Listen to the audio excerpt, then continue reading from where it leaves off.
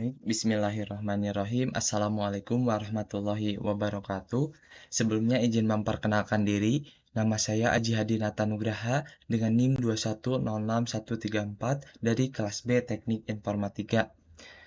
Eh, Video ini ditunjukkan untuk memenuhi tugas Bu Fitri Nuraini, Eskom Mkom sebagai dosen pengampu mata kuliah Teori Bahasa dan Otomata. Nah, video ini eh, mengenai bagaimana proses kompilasi pada bahasa pemrograman tertentu dan membuat contoh aturan produksi yang sesuai dengan ketentuan. Oke, langsung saja kita kepada penjelasannya. Baik, bagaimana proses kompilasi pada bahasa pemrograman? Nah, sebelum itu saya memberikan pengertian mengenai compiler. Nah, compiler ini adalah program yang dibuat uh, untuk membaca sumber program dari bahasa tertentu dan diterjemahkan ke bahasa pemrograman yang lainnya. Nah, beberapa fungsi dari preprosesor diantaranya adalah macroprocessing dan file including. Pada awalnya, program yang dibuat oleh programmer akan diolah oleh prosesor dan hasilnya akan dibaca oleh compiler untuk dihasilkan ke target program. Jika target program yang dibuat adalah assembly language, maka proses berikutnya adalah assembler yang akan bertugas untuk membaca file assembly tersebut dan mengubahnya ke dalam bentuk relocatable machine code.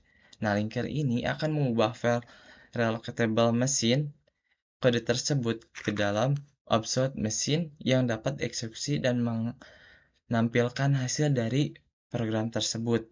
Nah, ini processor, compiler, assembler, pada link editor. Nah, selanjutnya ini adalah contohnya ya.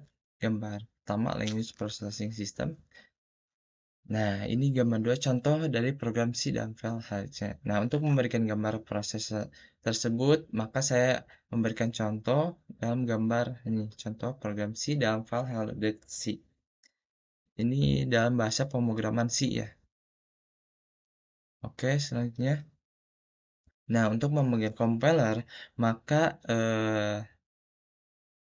kita dapat menggunakan perintah seperti dolar ya, gcc strip s hello.c. Nah, di mana gcc ini adalah kepanjangan dari GNU Compiler Collection. Nah, ini contohnya. Pemanggilan compiler.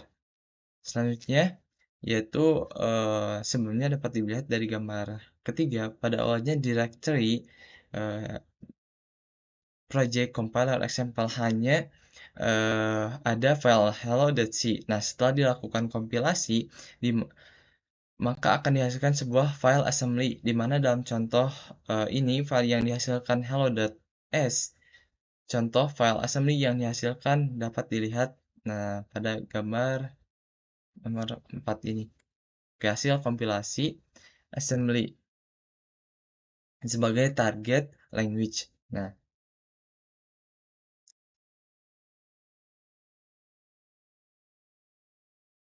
berikut ini adalah memanggil assembler untuk membaca file assembly tersebut dalam menghasilkan file relocatable machine code. Instruksi yang dapat digunakan adalah seperti $as hello.s strip o hello.o. Nah, oke. Selanjutnya, hasil dari assembler disimpan ke dalam file bernama hello.o, di mana file ini berisi binary file yang dapat dibaca untuk menghasilkan sebuah file yang dapat dieksekusi. Maka hasil binary file tersebut akan diproses oleh linker atau loader dengan menggunakan instruksi $gcc hello.o strip o hello. Nah, jika dilihat dalam gambar 6 pemenggalan linker, setelah linker dijalankan, maka akan muncul sebuah executable file bernama hello. Untuk itu melakukan eksekusi pada file tersebut, maka dapat digunakan perintah ./hello Nah, seperti pada gambar, nomor 6 ini, pemanggilan lingkar dan eksekusi executable file. Nah, selanjutnya pembahasan yang kedua, yaitu pembuatan contoh aturan produksi yang sesuai dengan ketentuan. Nah, ini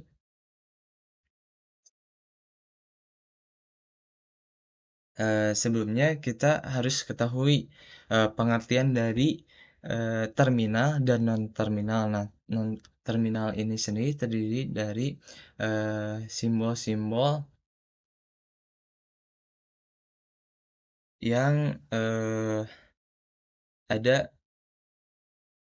pada, simbolnya itu terdapat ada huruf abjad, huruf operator seperti tambah kurang, kalau abjad atau alfabet itu seperti A, huruf kecil ya, ingat huruf A kecil semuanya alfabet huruf kecil gitu, operator sama, eee, if, else, and yang di, huruf tebalkan, itu yang termasuk terminal. Nah, sedangkan non-terminal yaitu, alfabet yang, huruf besar gitu, itu termasuk terminal, maksudnya non-terminal. Nah, selanjutnya kita harus ketahui bahwa aturan dalam produksi yaitu alfa menghasilkan beta. Nah, pengertian dari alfa sendiri yaitu, eee, alfa merupakan simbol-simbol Eee, yang berada di ruas kiri. Nah, sedangkan beta terdiri dari simbol-simbol, eee, yang terdapat dalam, eee, ruas kanan gitu. Nah, itu termasuk beta. Nah, seperti contoh, eee, pada aturan produksi tipe 0 unrestricted grammar. Nah, aturan produksinya yaitu tidak memiliki batasan. Nah, si alpha sendiri yaitu string terminal dan non-terminal dan dengan setidaknya satu non-terminal. Nah, ini contohnya. Nah, alpha yang di sebelah kiri ini tidak boleh kosong dan beta adalah rangkaian simbol terminal dan non-terminal. Nah, ini termasuk contoh tipe 0 unrestricted grammar. Nah, ini benar, benar, benar. Ini contoh-contoh yang termasuk dalam tipe 0 unrestricted grammar. Selanjutnya pada tipe 1 yaitu aturan produksinya yaitu, sama seperti pada tipe 0 namun, dibatasi dengan aturan, jumlah alfa, lebih sedikit dari sama dengan dari beta gitu. Nah, ini contoh aturannya. Nah, aturan S, menghasilkan, kosong dibolehkan jika S tidak muncul pada ruas kanan setiap aturan. Nah, ini sudah termasuk, contoh tipe 1 konteks sensitive grammar. Selanjutnya, contoh tipe 2 konteks free grammar. Yang aturan produksinya yaitu alpha adalah sebuah simbol, non-terminal dan beta adalah dapat berupa rangkaian simbol atau simbol terminal, non-terminal atau kosong, tuh. Nah, ini contoh-contohnya ini yang termasuk tipe 2 konteks free grammar. Selanjutnya, tipe 3 regular grammar. Nah, aturan produksinya adalah alpha adalah sebuah simbol non-terminal hanya satu ya. Alpha ingat sebelah kiri atau ruas kiri. Nah, aturan produksi yang lainnya adalah beta adalah simbol terminal dengan simbol variabel yang jika ada terletak pada posisi paling kanan. Nah, ini contohnya. Ini boleh, karena si variabel di ditaruh di sebelah kanan. Nah, ini juga, ini juga, ini juga. Seperti itu. Sekian yang dapat saya sampaikan. Terima kasih. Mohon maaf bila ada kesalahan. Wassalamualaikum warahmatullahi wabarakatuh.